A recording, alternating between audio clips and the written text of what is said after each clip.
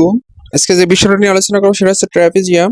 Trapezium কি? Trapezium যে চতুর্ভুজ ক্ষেত্রের যে কোনো বিপরীত দুটি রেখা পরস্পর সমান্তরাল কিন্তু সমান নয়, তাকে ট্র্যাপিজিয়াম বলে। আপনাদের সুবিধার জন্য যে ছকটি এঁকেছি, এখানে এ বি ডিসি সমান্তরাল কিন্তু আসলে সমান না। এখানে বাহু A B DC, A B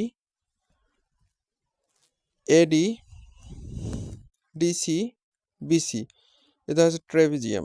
অর্থাৎ এ বি সি ডি একটা ট্র্যাপিজিয়াম। আমরা অনেকে ট্র্যাপিজিয়ামের সূত্র জানি না, ট্র্যাপিজিয়ামের সূত্র জেনে নেই। ক্ষেত্রফল সমান সমান সমান্তরাল দুই বাহুর সমষ্টি গুণন উচ্চতা ভাগ 2, উচ্চতা সমান সমান ক্ষেত্রফল গুণন 2 ভাগ সমান্তরাল দুই বাহুর সমষ্টি। এটা হচ্ছে ট্র্যাপিজিয়ামের সূত্র। তো আমি ট্র্যাপিজিয়ামের একটা অঙ্ক করে আপনাদের দেখাচ্ছি, আকৃতি জমির হিসাব নির্ণয় করে দেখাচ্ছি, উদাহরণ অঙ্ক সহ সমাধান করতেছি।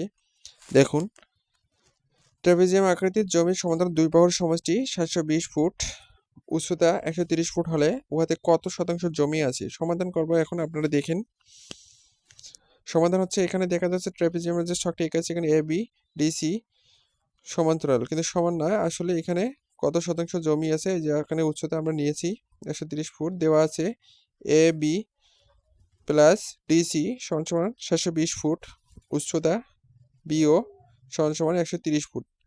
ক্ষেত্রফল তাহলে এ বি সি ডি কত শতাংশ? সূত্র অনুসারে ক্ষেত্রফল যেহেতু সমান্তরাল দুই বাহুর সমষ্টি গুণ উচ্চতা ভাগ 2, আমাদের এখানে সমান্তরাল দুই বাহুর সমষ্টি 720 গুণন 130 ভাগ 2, 720 গুণন 130 ভাগ 2, ক্ষেত্রফল সমান সমান বের হলো কত?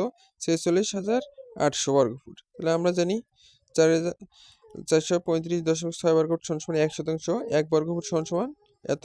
আবার 46,800 বর্গফুট সমান সমান 435 দিয়ে ভাগ, তাহলে হবে কত? 107.43 আমরা জমি পেলাম ট্র্যাপিজিয়ামে। তাহলে আমরা ট্র্যাপিজিয়ামের জমি এইভাবে যদি পরিমাপ করি, তাহলে আমরা ইনশাল্লাহ ঠকবো না। আসসালামু আলাইকুম।